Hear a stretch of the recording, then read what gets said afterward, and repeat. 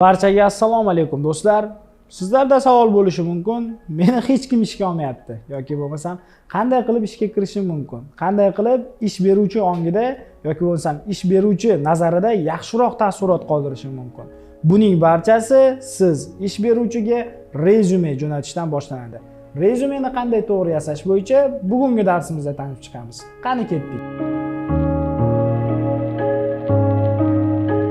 Avvalambor rezyume bu nima degan savolga javob beradigan bo'lsak, rezyume bu siz haqingizda batafsil ma'lumot beradigan hujjat hisoblanadi. Ya'ni tadbirkor, biznesmen yoki bo'lmasam ish beruvchi ish sohibiga siz haqingizda ma'lumot beradigan hujjat hisoblanadi.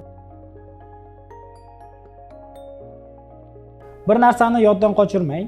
Albatta, bu hujjatni ish beruvchi ko'rayotganda u qanday taassurot oladigan bo'lsa, sizning ishga kelish yo kelmaslik ehtimolingiz shuncha oshishi yoki tushishi mumkin.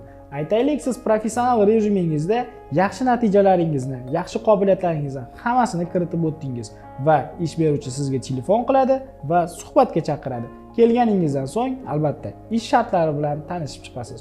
Shuning uchun eng muhim narsa bu rezyume va uni qanday tayyorlash haqida batafsil aytib beramiz.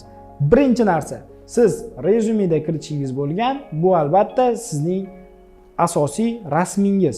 Rasm chiroyli va yaxshi joyda tushilgan bo'lishi kerak. Iloji boricha oq yoki bo'lmasam tabiiy fonlarga e'tibor qarating. Sizlarga rezyumega to'g'ri keladigan rasmlar ro'yxati va to'g'ri kelmaydigan rasmlar ro'yxatini ko'rsatamiz. Bu yerda to'g'ri keladigan rasmlar ro'yxati. Bu yerda esa bunday rasmlarni ishlatmang. Do'stlaringiz bilan, dugonalaringiz bilan yoki bo'lmasam o'tirishlarda, restoranlarda tushgan rasmlaringizni rezyumengizga qo'ymang. Agar bu narsani ish beruvchi ko'rsa, sizni jiddiy inson emas ekanligingizni oldindan bilib oladi. Shuning uchun iloji boricha jiddiyroq va tabiiyroq rasmlaringizni qo'yishga harakat qiling. Ikkinchi narsa bu albatta sizning telefon raqamlaringiz, kontakt ma'lumotlaringiz hisoblanadi va shu ish haqida qaysi lavozimga ishga kirmoqchisiz? Nima sababdan bu ishda ishlamoqchisiz? Mana shu narsalarni ko'rsatib o'tishingiz kerak. Ya'ni albatta kontaktingiz keltirilgandan so'ng o'zingiz xohlayotgan ish joyi va undan kutayotgan xohishlaringiz. Uchinchisi, albatta bu sizning qobiliyatlaringiz. O'zingizda qanday qobiliyatlar bor ekanligini rezyumengizda keltirib o'ting. Misol uchun, siz stressga chidamlimisiz? Jamoa bilan yaxshi ishlaysizmi? Liderlik qobiliyatingiz bormi? Kommunikatsiya, odamlar bilan yaxshi chiqishib ketasizmi? Albatta bu narsani hammasini keltirib o'tishingiz kerak hisoblanadi. Chunki bu ish jarayonida as qotishi mumkin bo'lgan qobiliyatlar hisoblanadi. To'rtinchi narsa bu ishlagan joylaringiz va u joyda qanday tajribangiz bor ekanligi juda muhim hisoblanadi. Aytaylik, siz marketing agentlikka ishga kirmoqchi bo'lsangiz, shu soha bo'yicha marketing sohasi siz qandaydir bilimlarga ega bo'lishingiz yoki bo'lmasa tajribaga ega bo'lishingiz kerak. Shu narsalarga e'tibor qaratgan holatda ish beruvchilar juda ko'p ishchilarni tanlashadi.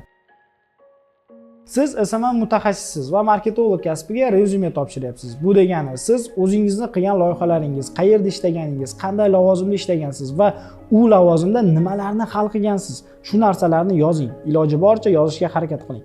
Endi men tajribam yo'q. Tajribam yo'qligida nima qilishim kerak desangiz, albatta tajribangiz yo'qligida siz o'qigan kurslaringizni yozishingiz mumkin. Misol uchun, Space Academy'da tahsil oldim yoki bo'lmasam qo'shimcha Najot ta'limda tahsil oldim yoki bo'lmasam boshqa o'quv markazida shu sohani o'rgandim degan holatda siz o'zingizni qobiliyatlaringizni yozishingiz va kurslarda qaysida o'qiganingizni yozishingiz kerak. Chunki agar sizga ish tajribasi bo'lmaydigan bo'lsa, albatta ular o'zi qayerda bitirgan ekan, ya'ni bu sohani biladimi yoki yo'qmi degan savolga javob olish uchun sizning rezyumengizda shu narsalar bo'lishi kerak. Va oxirgi punktlardan biri bu albatta qayerda tahsil olganingiz. Bu o'quv kurslari emas va boshqa narsalar emas, asosan universitetingiz, kollejingiz yoki bo'lmasa maktabingiz.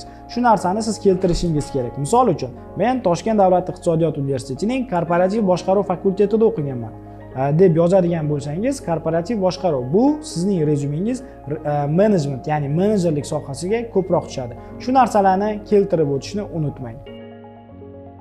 ushbu rezyumelarni qayerda tayyorlashim mumkin degan savolga esa biz javob beramizki, albatta birinchisi Canva ilovasi.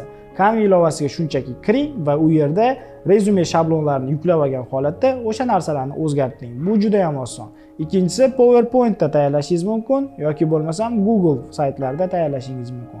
Uchinchisi bu Microsoft Word, ya'ni Word formatida ham rezyume tayyorlasangiz albatta bo'ladi. Faqatgina rezyume siz bo'lgandan ko'ra Wordda rezyume qilgan yaxshiroq.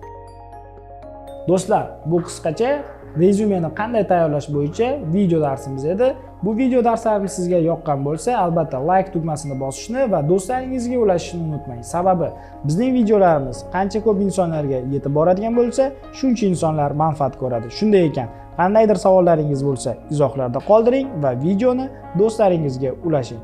Ishga kirish uchun esa albatta professional rezyume tayyorlashni unutmang.